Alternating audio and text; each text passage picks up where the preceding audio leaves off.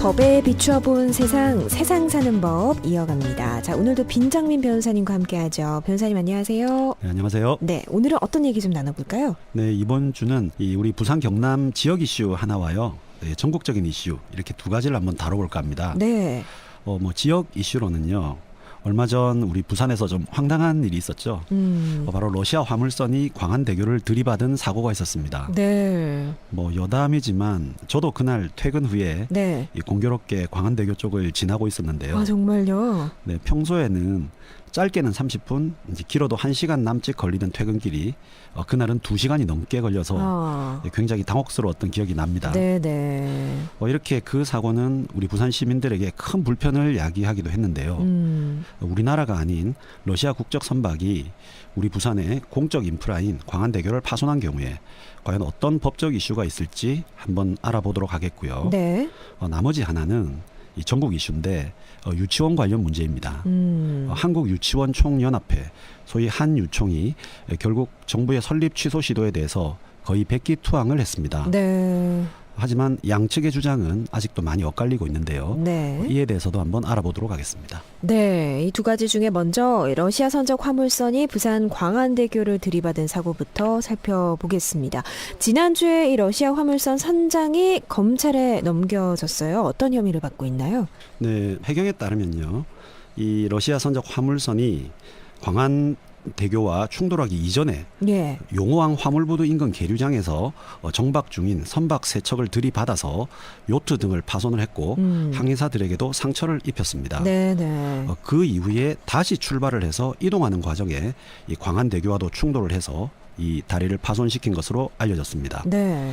우선 이 과정에서 해당 선박이 파손한 요트와 같은 선박과 또 광안대교에 대한 업무상 과실 혐의 그리고 해당 선박의 항해사 등 3명이 갈비뼈 골절 등의 부상을 입었는데요. 이러한 부상을 입힌 혐의에 대한 업무상 과실치상 혐의 그리고 해사안전법상 음주운항 등의 혐의를 받고 있습니다. 네. 사실 이러한 일련의 행적을 살펴보았을 때 이 모든 범행들이 해당 화물선의 선장이 음주를 한 후에 항해를 하는 과정에서 발생한 것으로 수사기관은 보고 있는데요. 물론 해당 선장은 음주를 한 사실은 인정을 하는데 그 시점에 대해서는 부인을 하고 있습니다. 네.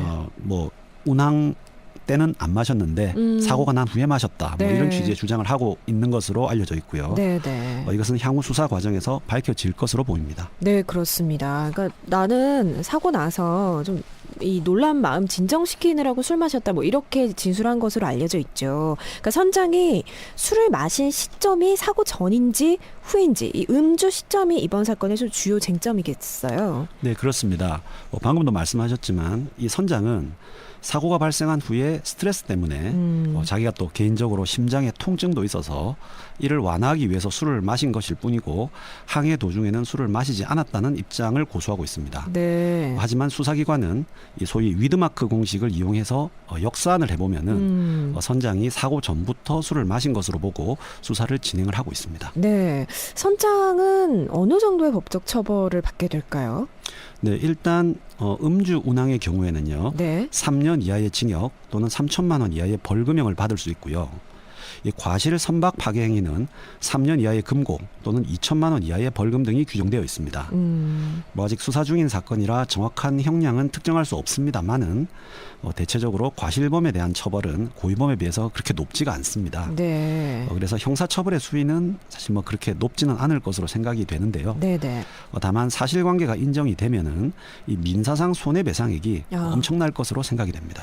그렇겠죠. 예. 그래서 선사 측에서는 우리나라 대형 로펌 소속의 변호인단을 선임했다고 알려져 있습니다. 이 사건 초기부터 이 대형 변호인단을 꾸리면서 발빠르게 움직이고 있는데 어떻게 봐야 될까요?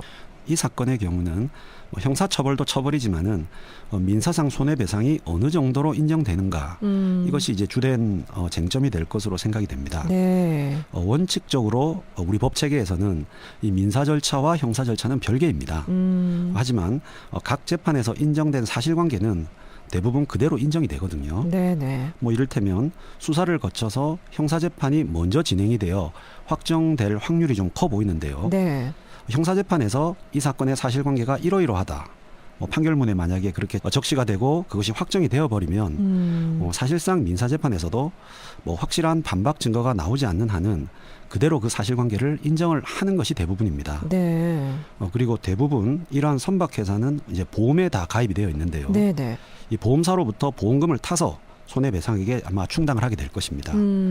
이 과정에서도 선장의 운항 당시 음주 여부라든가 과실 여부 등에 따라서 이 보험사로부터 받을 수 있는 보험금 액수가 달라질 수가 있거든요. 그렇죠. 결국 그러다 보니 이 선박회사 측에서는 우리나라에서 가장 규모가 크고 유명한 이 김앤장 법률사무소를 대리인으로 선임을 해서 네. 초기 대응에 나서고 있는 것으로 보입니다. 그렇습니다. 손해배상액이 천문학적인 금액이 될 거다 이런 얘기도 나오는데요. 예상해 볼 수 있을까요, 변호사님? 손해배상액? 네, 일단 부산시와 부산시설공단 측은 이 광안대교 수리비는 물론이고요.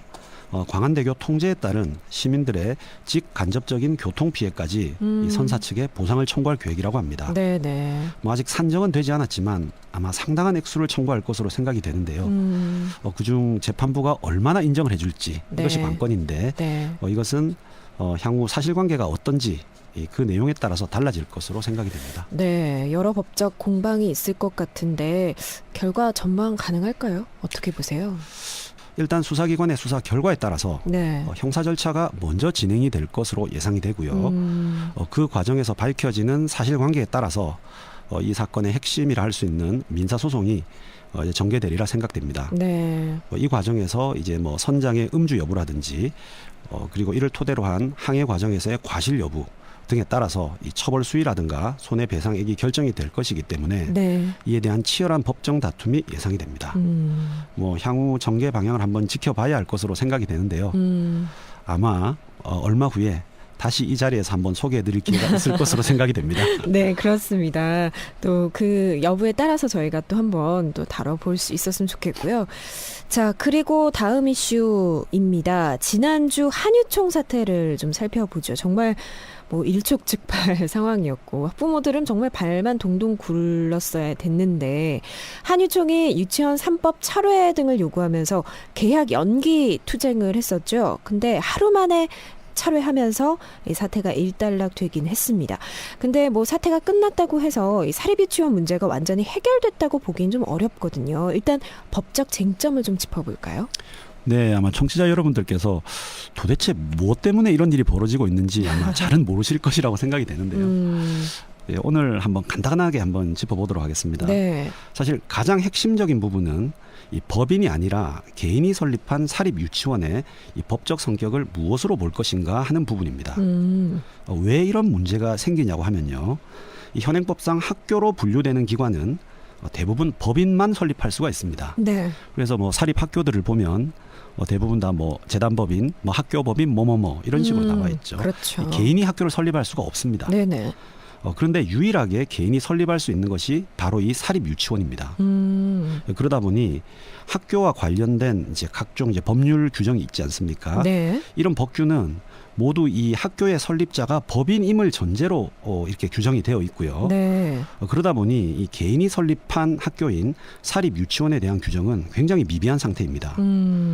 이렇게 법 체계가 제대로 되어 있지 않다 보니 이에 대한 해석에 있어서 한유총 측과 교육부 측이 서로 이론을 겪고 있다 이렇게 보시면 될 것 같습니다. 네. 대표적으로 교육부는 이 사립유치원을 학교이자 비영리 교육기관이라고 보고 있는 반면에 이 한유총 측은 비록 정부 보조금을 받기는 하지만 사립유치원은 학교가 아니고 영리 추구가 가능한 개인 사업자다. 이렇게 보고 있습니다. 그러다 보니 개인 사업자인데 보조금 말고 내가 어떻게 쓰는 이게 무슨 상관이냐. 이것이 이제 한유총 측의 논리고요. 네네. 이거를 이제 공적인 비영리 교육기관으로 보는 교육부 측의 논리에 의하면은 보조금 이외에 다른 부분에 있어서도 정부의 통제를 받고 정해진 대로 예산을 집행해야 된다. 네. 이런 부분에서 핵심적인 대립이 있는 것입니다. 그래서 이렇게 팽팽하게 맞서고 있습니다. 그러니까 그 중에서 또 한 가지를 보면요. 한유총이 주장하는 걸 보면 사유재산 논리를 피면서 시설 사용료를 달라 이런 주장이거든요. 그러니까 유치원 건물에 개인 돈이 들어갔으니까 시설 사용료를 우린 받아야 한다 이렇게 말하고 있는데 그러니까 건물 임대료를 달라는 주장입니다. 이 주장에 대한 근거는 있을까요? 어떻게 보세요? 예, 뭐 이 부분도 역시 앞서 말씀드린 것처럼 자신들이 개인 사업자라고 주장하는 한유총 측에서 주장하고 있는 것인데요. 네. 본인들이 개인 사업자이다 이러면은 본인 사립 유치원의 토지나 그 유치원 건물도 원칙적으로 이제 개인 소유라는 것이 되죠. 네. 즉 개인 재산인 유치원 시설을 이용해서 공적 서비스를 제공하고 있는 것이다. 이제 이것이 한유총의 논리입니다. 그렇죠. 근데 우리 헌법 제23조를 보면요. 이 공공 필요에 따라서 개인의 재산권을 제한할 경우에는 정당한 보상을 해야 된다. 이렇게 규정이 있습니다. 또 그리고 이러한 헌법 규정을 구체화한 것으로 사립학교법 시행령을 보면요. 이 유치원이 그 자신의 어떤 시설물을 사용하게 임대를 했을 경우에는 네. 이 시설 사용료를 받을 수 있다라는 이런 취지의 규정도 있습니다. 그런데 정부는 이걸 인정을 안 해줘서 우리가 돈을 못 받고 있다. 그러니까 이걸 지급해달라. 사실 이런 논리입니다. 네. 그런데 이제 이 교육부의 시각은 조금 다릅니다. 우선 앞서 소개해드린 헌법 규정이 적용될 것인가 여부에 대해서도 이 교육부는 이 조문에 따라서 정당한 보상을 받으려면은 개인의 재산권을 강제적으로 사용이 이루어지는 경우에만 이 조문이 적용이 된다라고 보고 있고요. 네. 하지만 사립 유치원은 이 원장님들이 자발적으로 제공을 한 것이죠. 영업을 위해서. 네. 따라서 이제 사립 유치원은 자발적으로 자신들의 시설을 제공한 것이기 때문에 이 정당한 보상 규정이 적용될 것이 아니다. 그래서 보상해줄 필요가 없다라는 이런 논리를 펴고 있습니다. 그리고 사립학교법 시행령에 시설 사용료에 관한 규정이 있는 것은 사실입니다. 받을 수 있다라는 규정. 네. 그런데 이 규정을 보면요. 이것은 제3자가 그 시설을 썼을 때만 시설 사용료를 받을 수 있다고 해석하는 것이 통상적입니다.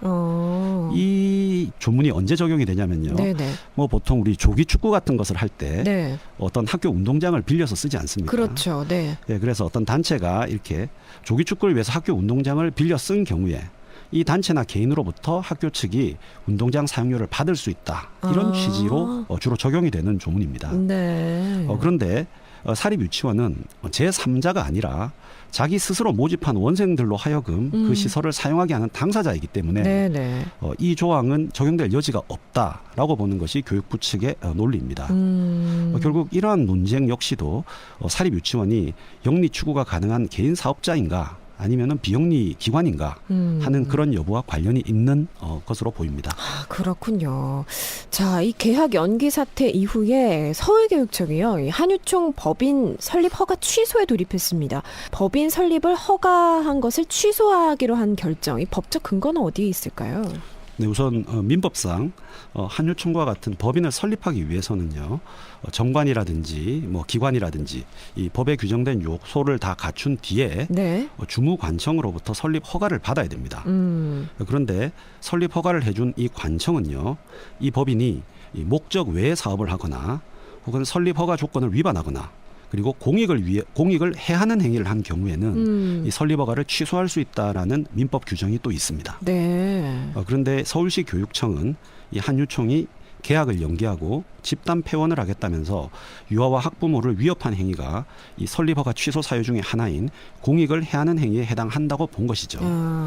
이를 토대로 서울교육청이 이렇게 이와 같은 행정처분을 하게 된 것입니다. 그렇군요. 지금 진행 중입니다. 만약에 취소가 확정돼서 법인으로서 법적 지위를 잃게 되면 한유총 어떤 타격 입게 될까요? 앞으로 어떻게 될까요?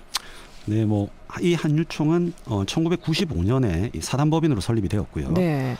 지금까지 유아교육 분야에서 대표성을 지닌 단체로서 정부의 정책 파트너로서의 지위를 누려왔습니다. 네. 그러나 만약 설립허가 취소 결정이 확정이 된다면 한유총은 사실상 해산이 될 것이고 또 자녀 재산이 있다면 이를 적당히 처분한 후에 뭐 소멸하게 된 어떤 뭐 청산 절차를 밟게 될 것입니다. 뭐 사정이 이렇게 되면은 이 한유총이 지금까지 누려왔던 어떤 정책 파트너라든지 또 유아 교육의 대표 단체로서의 지위를 사실상 상실하게 될 것이라는 시각이 압도적입니다. 네.